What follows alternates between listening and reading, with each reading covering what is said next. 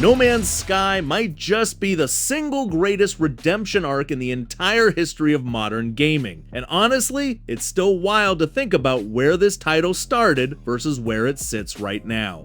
Back when Hello Games dropped this infinite space exploration simulator, everyone was ready to torch the studio, after realizing half the promised launch features were missing, leaving us wandering around empty pastel planets, scanning identical weird-looking alien space cows. Fast forward through dozens of massive free updates, and Sean Murray basically refused to give up, quietly turning what could have been a legendary disaster into one of the most content-dense, jaw-dropping sci-fi sandboxes ever built. You can construct sprawling multi-story futuristic bases on extreme radioactive rocks, manage your own capital ship fleet, dogfight space pirates, or team up with buddies to explore whole solar systems without a single loading screen interrupting the action. The magic of No Man's Sky comes from that absurd sense of endless scale, where you seamlessly pulse jump out of a planet's atmosphere into deep space, land inside a giant space station, trade goods with weird alien cartographers, and realize there are still billions of star systems you haven't even looked at yet. Sure, you're still gonna spend a good portion of your early hours shooting a mining laser at glowing rocks,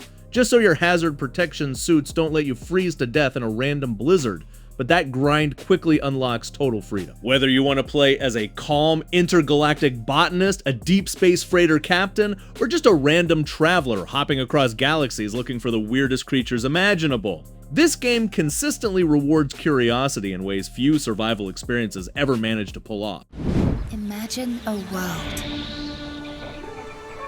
without chaos. Solarpunk flips the classic survival crafting formula on its head by asking a surprisingly refreshing question. What if a survival game didn't constantly feel like a stressful, anxiety-inducing nightmare? Instead of hurling mutant zombies or hypothermia at your face every 5 minutes, this cozy skybound adventure drops you onto a cluster of floating islands where your biggest priority is building a sweet high-tech base and living peacefully off the grid. You're essentially living out the ultimate eco-friendly home improvement fantasy, using solar panels, wind turbines, and water wheels to hook up automated power grids that water your crops while you cruise around in your customizable airship. There's something endlessly satisfying about hopping between floating land masses, gathering materials without a hyper-aggressive hunger bar breathing down your neck, and setting up transport drones to handle the tedious resource farming for you. It takes the addictive core mechanic of games like Satisfactory or Raft, and strips away the existential dread, replacing base raids with cozy decorating, gardening, and peaceful co-op building with friends.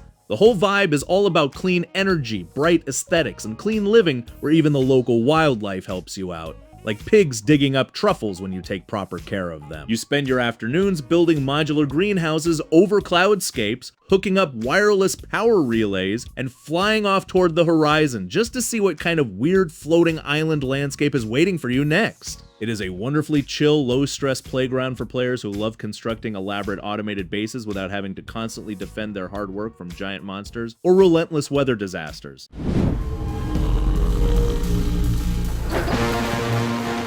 DayZ Cool Edition takes the legendary multiplayer survival simulator and packs in every bit of punishment the devs could cook up, bundling the original Chernarus map with Livonia and the freezing Sokol Island, landing on a random shoreline with nothing but a flare and a pair of questionable pants immediately sets the tone, because this game has zero interest in treating you nicely. You are thrown into a world where dying from a tainted sip of ditch water or catching hypothermia is just as likely as getting sniped from 2 miles away by a guy hiding in a bush. Packing all 3 massive maps together gives you an unbelievable amount of variety, taking you from sprawling post-Soviet military bases to dense target-rich forests and frozen volcanic tundras where food is so scarce you'll consider trading your soul for a can of beans. The magic of DayZ comes down to the raw human psychological experiment of player encounters, because walking into an abandoned village and hearing footsteps upstairs creates instant heart-pounding panic. Someone might wave and offer you a spare bandage, or they might trick you into eating mysterious meat before tying your hands together and stealing your shoes. There are no quest markers, mini-maps, or cozy tutorial menus telling you where to go,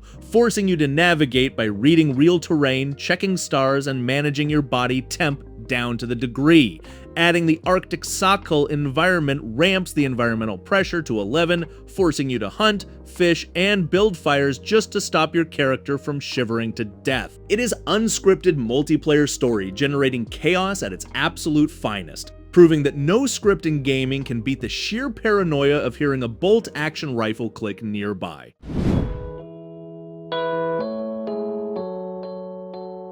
The Long Dark is quite literally the antithesis of cozy gaming, standing as one of the most brutally uncompromising and wonderfully atmospheric survival games ever made, plunging you straight into the frozen wilderness of northern Canada following a mysterious geomagnetic disaster. Hinterland Studio created an experience where nature itself is your ultimate enemy. There are no zombies, alien invasions, or fantasy monsters chasing you down here instead. You're fighting hyperthermia, starvation, exhaustion, and a pack of hungry timber wolves that can smell your fear from 3 miles away. What makes this game an absolute masterpiece of tension is how every single minor decision feels like a life or death gamble. Deciding to push through a blinding blizzard just to loot an abandoned cabin for a single tin of pork and beans can easily result in you freezing to death 20 feet from the front door because your internal temperature plunged too fast. The sound design alone deserves a medal, with a howling wind, crunching snow under your boots, and the terrifying creak of freezing wood instantly putting you on edge during pitch black nights. Managing calorie intake, repairing your worn out heavy coats, and hoarding precious matches becomes an agonizingly addictive routine where small victories like successfully lighting a campfire to thaw out a frozen deer carcass feel like monumental achievements. It strips away all the usual video game hand-holding, forcing you to rely entirely on your own environmental awareness, map memory, and stubborn grit to survive just one more freezing day in a beautifully bleak world that genuinely wants you dead. Ultimately, it proves that true survival isn't about slaying colossal final bosses, but rather surviving your own greedy overconfidence when the temperatures drop below zero.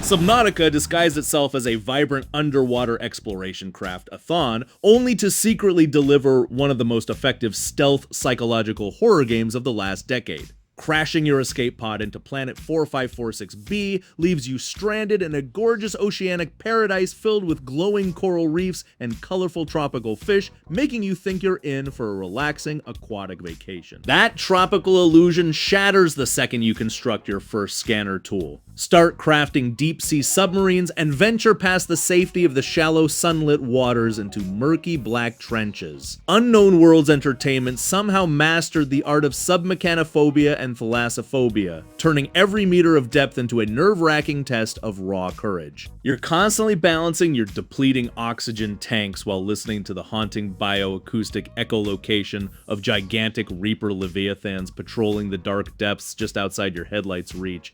Building high-tech underwater bases complete with aquariums and thermal power generators gives you a temporary sense of security, but eventually the game forces you to dive deeper into terrifying abyssal caverns to find answers about the alien plague infecting the entire ecosystem. The brilliance lies in how natural the progression feels.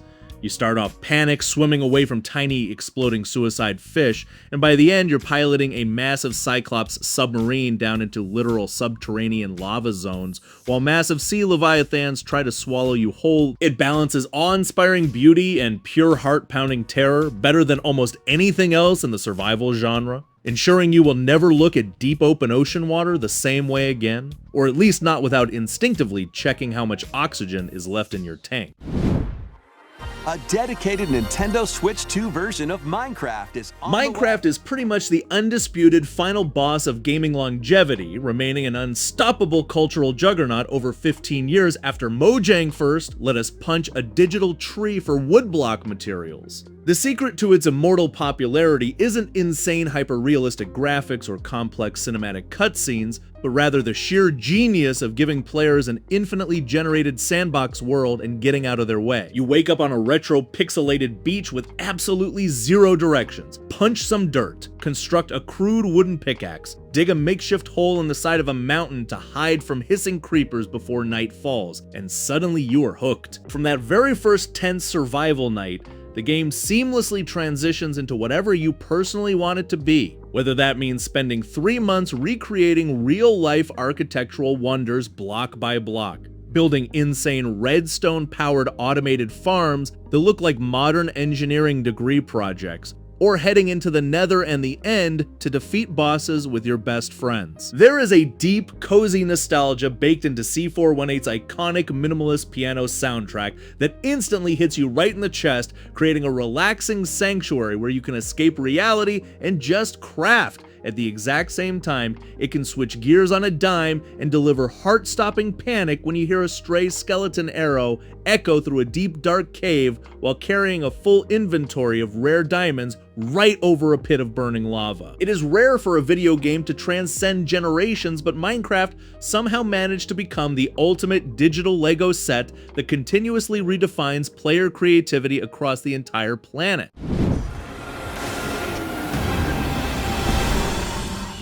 Core Keeper basically takes that insanely addictive gameplay of digging through dirt blocks, hoarding copper ore, and building cozy underground bases, then wraps it up in a surprisingly polished top-down pixel art package. Waking up next to a mysterious glowing relic deep under the earth leaves you with zero explanation, a crappy wooden pickaxe, and a massive cavern network full of hostile slime blobs that want to turn you into lunch. What starts as a simple mining trip to gather scrap metal quickly spirals into a massive adventure where you're automating railway lines, farming giant glowing vegetables, and summoning gigantic ancient bosses that will absolutely stomp you into the dirt if you go in unprepared. The real brilliance here comes from how insanely satisfying the progression loop feels, because every wall you break down might lead to a hidden chest, a secret biome full of glowing mushrooms, or a terrifying giant worm tunneling straight through your base layout. Cooking meals actually matters since combining weird subterranean ingredients gives you wild combat buffs, and building up your base with furniture, NPC housing, and automated crafting benches gives you that classic homey survival comfort. Playing solo is plenty of fun, but jumping in with a group of friends multiplies the chaos as someone accidentally aggrows a giant hive mother while the rest of the team is busy picking tin ore off the walls. It strikes this perfect balance between relaxing base construction and genuinely tense boss battles,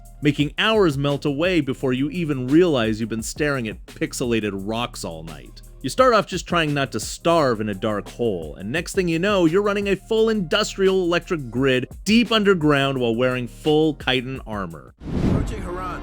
Kadir Suleiman. He stole a highly sensitive file. It details Dying Light Definitive Edition bundles together one of the most action-packed zombie playgrounds ever created, shoving every single piece of DLC, extra weapon blueprint, and expansion content into one massive undead slaying package. Set in the post-outbreak quarantine city of Heron, you play a secret operative Kyle Crane sprinting across crumbling rooftops, vaulting over rust-covered fences, and drop-kicking infected enemies into wall spikes with absurdly fluid first-person parkour. The core movement mechanics feel so ridiculously good that just getting from point A to point B becomes a mini-game in itself, especially once you unlock the grappling hook and turn the whole city into your personal urban playground. Crafting hilariously lethal weapons like electric fire-infused machetes or explosive baseball bats gives melee combat a brutal weight where limbs go flying with every swing. Daytime makes you feel like an unstoppable action movie hero, but the second the sun dips below the horizon, the game shifts into a terrifying night survival horror experience. Nighttime brings out the volatiles, hyper-aggressive mutated monsters that will easily outrun and slaughter you if you get spotted, turning simple supply runs into adrenaline-fueled rooftop sprints back to safe zones. Having the following expansion included adds a massive countryside map with drivable custom dune buggies, letting you plow through hordes of zombies at top speed while upgrading your ride with flamethrowers and electric grills. Packing the base campaign along with all extra modes makes this the absolute peak way to experience Techland's signature mix of high-flying parkour and gory undead combat, serving up non-stop action that keeps your heart pounding, whether you're vaulting off a zombie's head or racing the sunset to safety.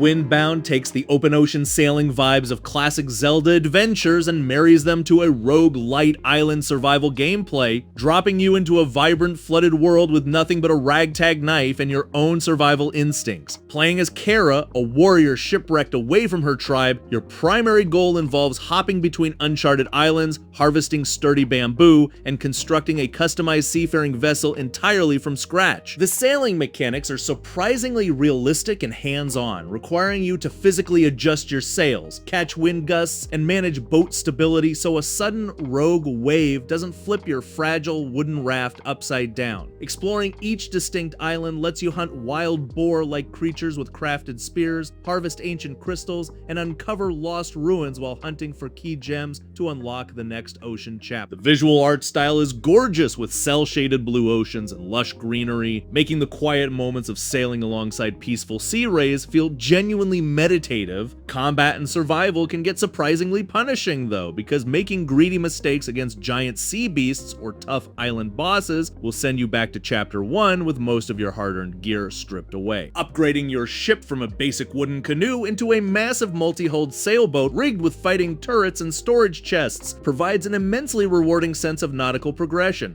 Equipping a glider lets you leap off high cliffs and catch updrafts, turning travel into a joy whether you're on land or sea. It bridges the gap between chill oceanic exploration and challenging roguelite survival, offering a uniquely breeze-filled journey for anyone who ever wanted to build their own boat and sail into an endless blue horizon.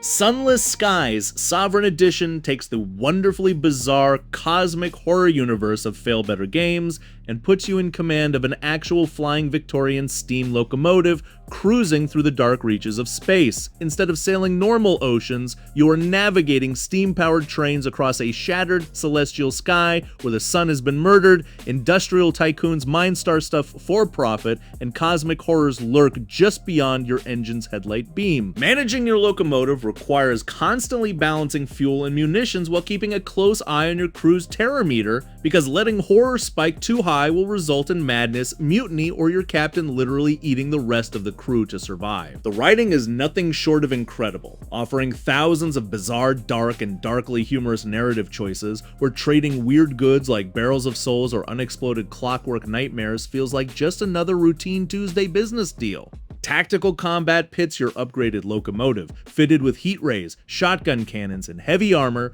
against rogue space pirates, giant flying sky beasts, and sentient swarms of cosmic bees. The Sovereign Edition enhances the entire journey with improved stat mechanics, new officer storylines, an expanded hungry engine mechanic, and performance tweaks that make steaming through these terrifyingly beautiful nebula clouds smoother than ever. Dying is practically part of the intended experience, but passing down your upgraded train, legacy traits, and hard-earned scrap money to your next captain keeps the cosmic mystery moving forward. It delivers a deeply immersive, narrative-heavy role-playing adventure that manages to combine Victorian industrial nonsense with creeping cosmic dread in a bizarre, fascinating way that no other survival RPG on the market even attempts.